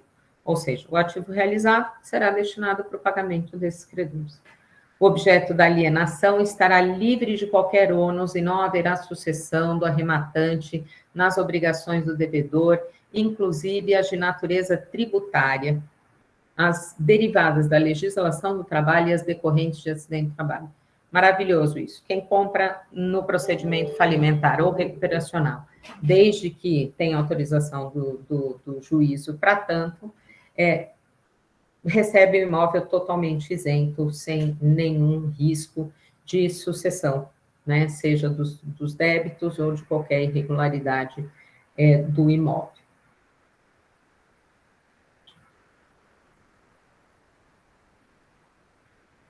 E a alienação do artigo, dos ativos, foi trazida aí de forma simples e bem relacionada pelo artigo 142. Então, qual é a preferência? Leilão eletrônico, presencial ou híbrido, né? Normalmente ele tem sido feito totalmente virtual, né? Pelo site do leiloeiro. Processo competitivo organizado, ou seja, se a melhor forma de vender não for em leilão, você pode propor outras formas, outras modalidades de alienação de ativo, e pode ser por processo competitivo, outras modalidades, desde que aprovada nos termos da lei. A alienação de que trata esse artigo dá-se-á independente da conjuntura de mercado no momento da venda, ser favorável ou desfavorável, dado o caráter forçado de venda. Outra alteração maravilhosa trazida pela Lei 14.112, porque esse imóvel não depende mais, esse bem não depende mais, né, daquela situação de mercado. Então, muitas vezes, a gente ficava impedido de realizar a venda, porque não é o melhor momento, porque esse preço de avaliação está aquém, o valor é ínfimo, não isso, não aquilo, demorava-se 5, 10 anos para vender um bem no processo falimentar, e agora acabou essa história. Não tem mais, a gente vai ver aí, a arguição de preço vil, ela pode ser feita a qualquer momento, aliás, naqueles prazos que a lei já estipula, que é exíguo de 180 dias, e ela não vai depender mais da conjuntura de mercado, né, ou da consolidação do quadro geral de credores, e ela deve ocorrer naquele prazo de 180 dias, e não estará sujeita à aplicação do conceito de preço vil. E, aliás, para que a parte, qualquer parte, apresente impugnação sobre a alienação, principalmente com relação ao seu valor, vai ter que fazer depósito de caução para impugnar, né? E vai ter que justificar essa impugnação, não podendo mais se utilizar dessas questões anteriores sobre preço vil e etc. e tal. E aqui a parte importante é que o leilão eletrônico agora ele é realizado em 3 praças. E também não há necessidade de publicação digital, só uma disponibilização no procedimento falimentar sobre as datas da realização do leilão. A leiloeira, o leiloeiro, coloca no seu site um edital minucioso do leilão, e os bens vão para leilão em primeira, segunda e terceira praça, que tem uma data para se iniciar, uma data para se encerrar, e o bem em primeira praça será alienado pelo valor da avaliação ou mais, né? Mas dificilmente tem concorrência numa primeira praça. Na segunda praça, por no mínimo 50% do valor da avaliação, e a cereja do bolo é a terceira praça, que o bem será vendido por qualquer valor. Então, quando eu falei para os senhores que a avaliação do bem hoje não precisa ser tão minuciosa, é por isso, porque se o ativo tiver relevância, tiver interesse do mercado, vai encontrar ali compradores, porque vão fazer concorrência nessa terceira praça, e às vezes o bem consegue atingir o preço até maior do que aquele da segunda chamada, que seria 50% do valor da avaliação. Ele até ultrapassa muitas vezes esse valor, tá? Então, isso tudo trouxe muita agilidade para o procedimento. Então, a avaliação dos bens deve ser realizada considerando o caráter forçado da venda, que é diversa da venda comum regular de mercado, né? Se o ativo for interessante, haverá concorrência para sua aquisição em qualquer das modalidades a ser empregada, podendo superar o valor da avaliação. Por esse motivo, a venda não deve ser obstada por uma discussão generalizada, como era feita antigamente as impugnações, sobre a precificação de bens, na contramão dos objetivos da lei, até porque a vedação de aplicação do conceito de preço vil e da aplicação subsidiária do Código de Processo Civil, né? É um resumo do que traz ali a disposição daqueles artigos, né? E aí, é o que eu falei para os senhores, tem aqui o prazo para impugnação, que é de 48 horas da arrematação. Esse prazo, ele é seguido à risca? Não. Normalmente, por muitos credores não estarem representados por advogado no processo, né, o juiz acaba, quando vem o auto de arrematação, ainda que não existam impugnações a respeito no prazo de 48 horas, o juiz manda da ciência no prazo de 5 dias para se manifestarem e apresentarem eventual impugnação, e aí, a partir daí, a arrematação é homologada, os pedidos, a documentação necessária para os arrematantes, né? E as impugnações baseadas no valor da venda do bem somente serão ser recebidas se acompanhadas de oferta firme do impugnante, ou seja, o impugnante tem que trazer oferta para comprar aquele bem, né?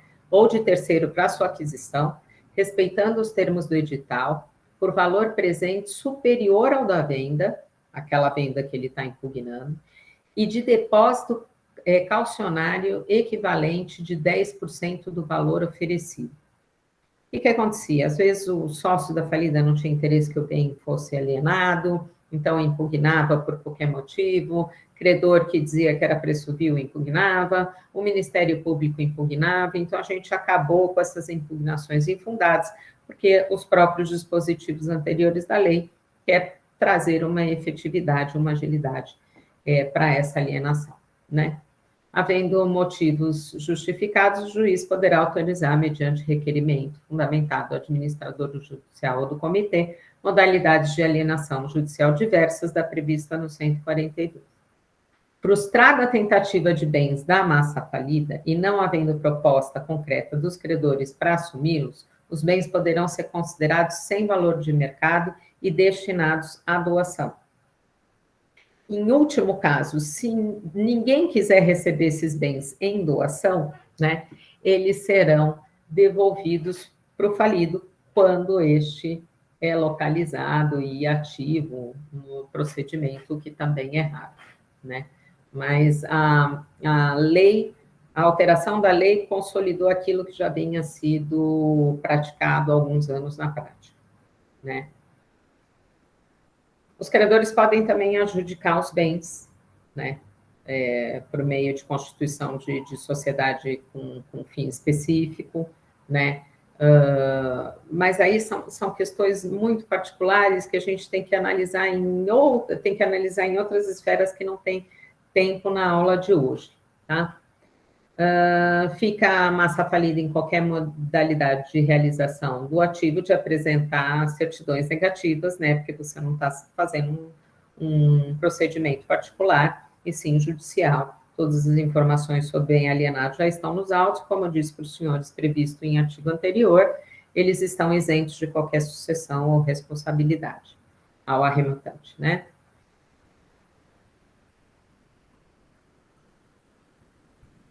Tem que fazer, o administrador judicial, após a realização do ativo, tem que prestar contas ao juiz, né, dizer para onde o produto foi destinado, né, conta judicial, qual o valor e etc e tal, mas o administrador judicial tem que fazer isso com frequência para todo ativo que entra no processo, ou depósito judicial, ele tem que ir informando o juiz e fazendo lá uma cadeia desses depósitos, pedindo unificação das contas e etc e tal, que aí a falência vai ficando sempre organizada.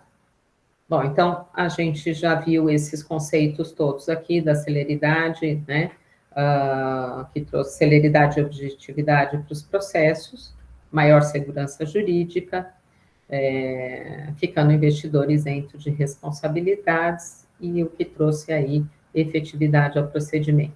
E aí houve a implementação de um artigo pela lei, também pela alteração da lei, que é o 114A, que eu mencionei para os senhores um pouquinho atrás, né, de encerramento da falência em caso de insuficiência da ativa. Então, o artigo diz que se forem encontrados bens, né, se não forem encontrados bens para serem arrecadados, ou se arrecadados forem insuficientes para as despesas do processo, o administrador judicial informará imediatamente esse fato ao juiz que, ouvido representando o Ministério Público, fixará, por termo de edital, o prazo de 10 dias para os interessados se manifestarem. Então, se eles não se manifestarem sobre o interesse no prosseguimento do procedimento falimentar, obviamente que tendo que custear as despesas que serão fixadas, né, o valor das despesas serão fixados e dos honorários do administrador judicial, o administrador judicial apresenta o relatório final do procedimento e o juiz encerra a falência por sentença. Então, as falências, que não têm ativos ou previsão de arrecadação de ativo não ficam se estendendo mais com apuração de créditos, quadro geral de credores, né, e todas essas outras obrigações do desenvolvimento do processo, porque não vai ter efeito prático nenhum, né? Não vai ter efeito prático. Você vai consolidar o quadro, você vai defender a falida em demandas, você vai fazer outras diligências que sabe que serão ineficientes. Então, não há por que esse processo continuar. Ele é encerrado. Então, bom, caso ativos sejam realizados, né, e tenha lá um montante depositado nos autos, a gente passa, então, apresenta o quadro geral de credores, a conta de liquidação e iniciam-se os pagamentos dos credores na falência, né? Aqui tem um dizer da doutora Maria Rita Rebelo, que é juíza da terceira vara de falências. Assim, para verificação do passivo e pagamento dos credores, o processo alimentar traz regras que disciplinam tanto a classificação dos créditos, organizando-os conforme ordem prioritária legal para os pagamentos, artigo 83 e 84, quanto os elementos do crédito que serão pagos de acordo com 149 a 153. Essas regras objetivam organizar o concurso de credores, indicando, diante da premissa de insuficiência de ativos para a quitação de todos os créditos, ordem legal de preferência que prioriza determinados credores, seja considerando a sua condição de vulnerabilidade pela natureza alimentar do seu crédito, ou como ocorre com o crédito trabalhista, seja em atenção ao interesse público no pagamento do crédito, como se verifica com o crédito fiscal. Então, era aquilo que eu estava comentando com o Luiz, né? Tem preferência e mesmo os extra-concursais, eles vão estar aqui devidamente elencados nos artigos 83 e 84.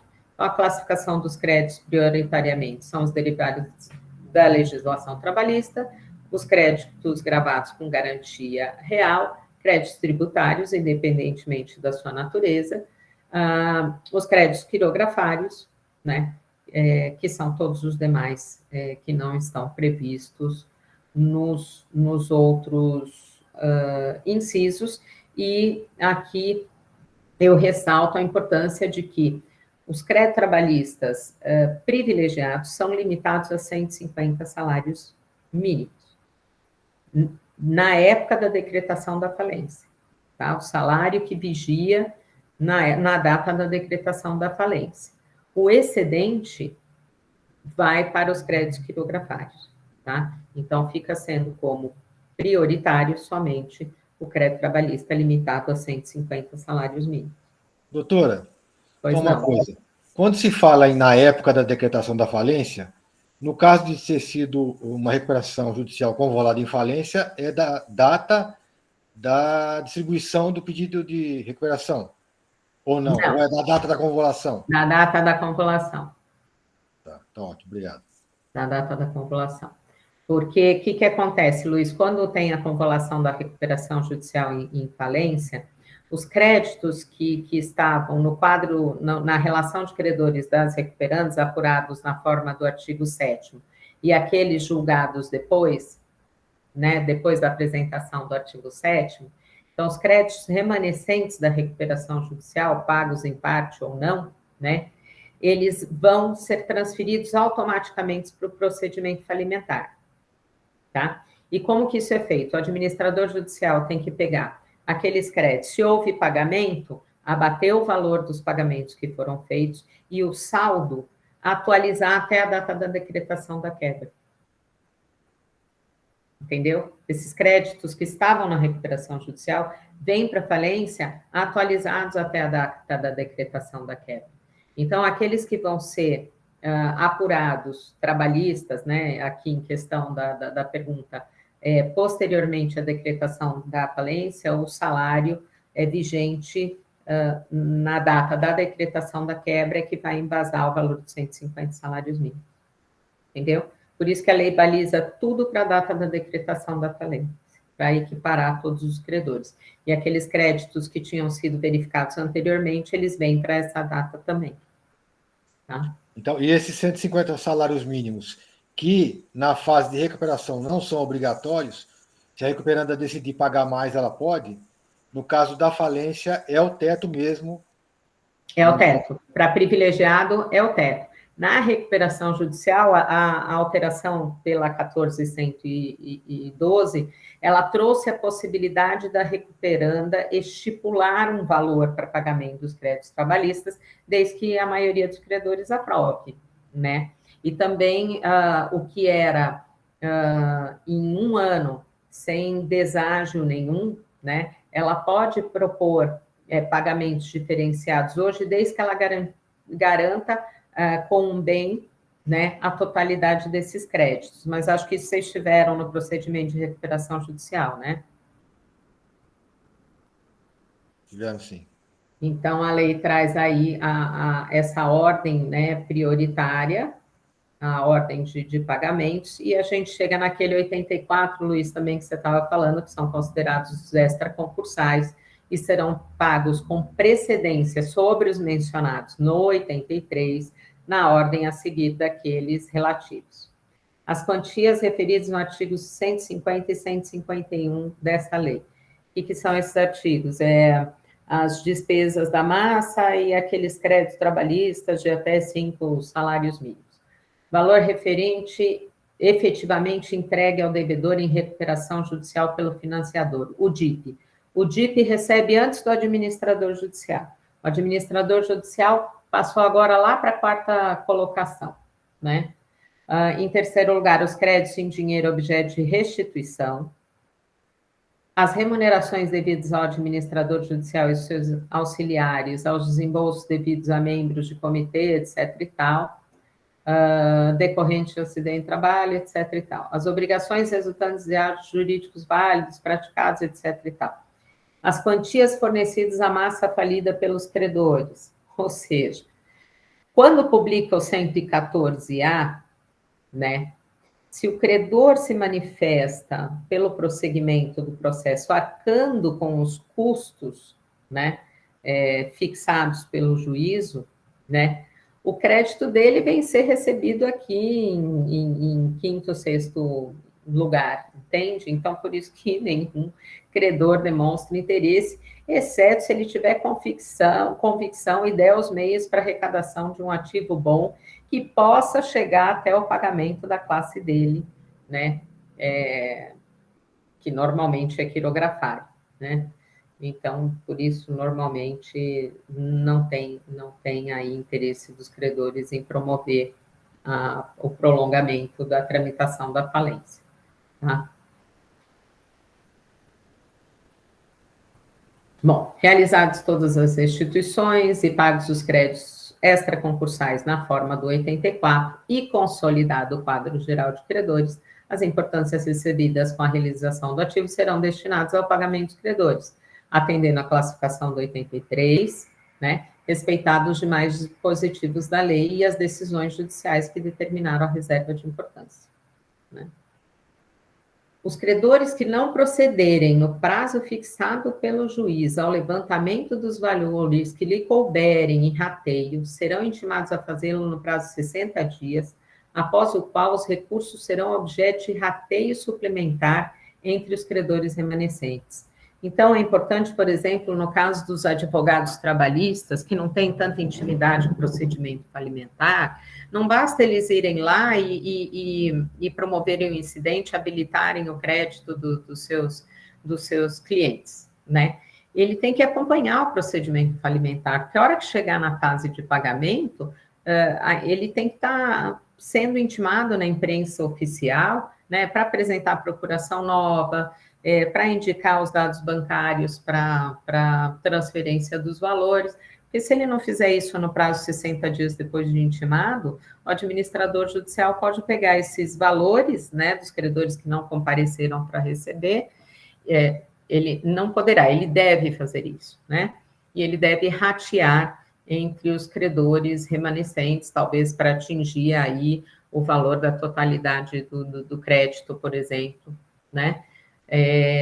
Mas, normalmente, se o credor não se manifesta, não apresenta os dados bancários, a gente tenta diligenciar, né, por serem credores trabalhistas, a gente tenta diligenciar na localização desses credores, né? Se a gente tem a informação do CPF e etc e tal, o juízo falimentar auxilia a pedido do administrador judicial na busca de localização desses credores, e aí a gente manda a carta para a residência, ou e-mail, ou tenta contato telefônico, para que eles forneçam todos os dados necessários, né?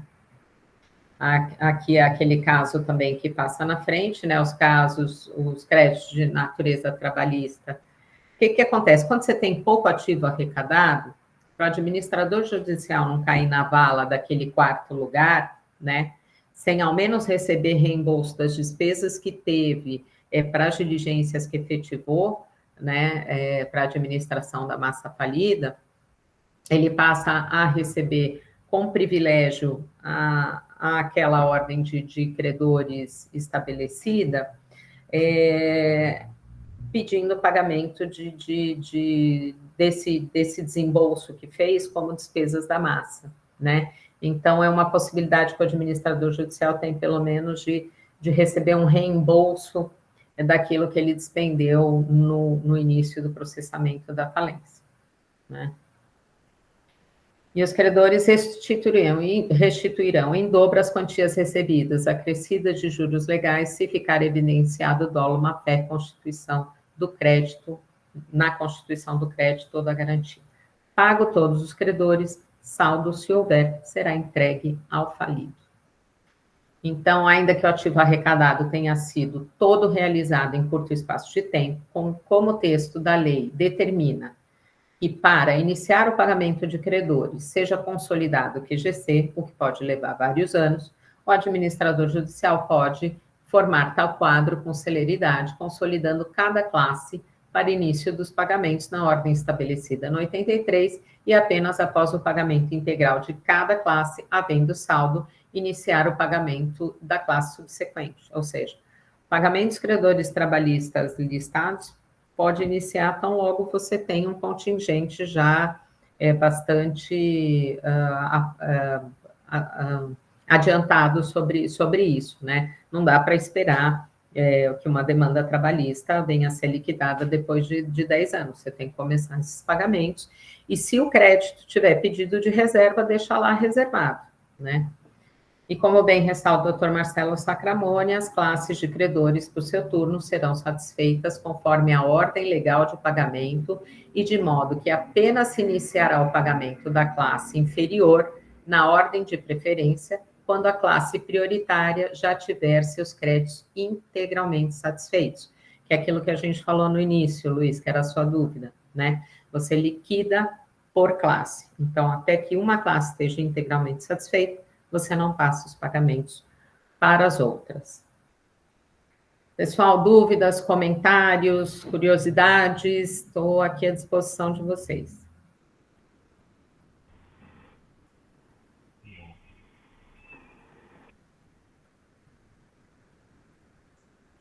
Para mim, sem dúvida, estou satisfeitíssimo. Sem dúvidas. Então, tá bom, pessoal. Olha, agradeço muito pela paciência de vocês.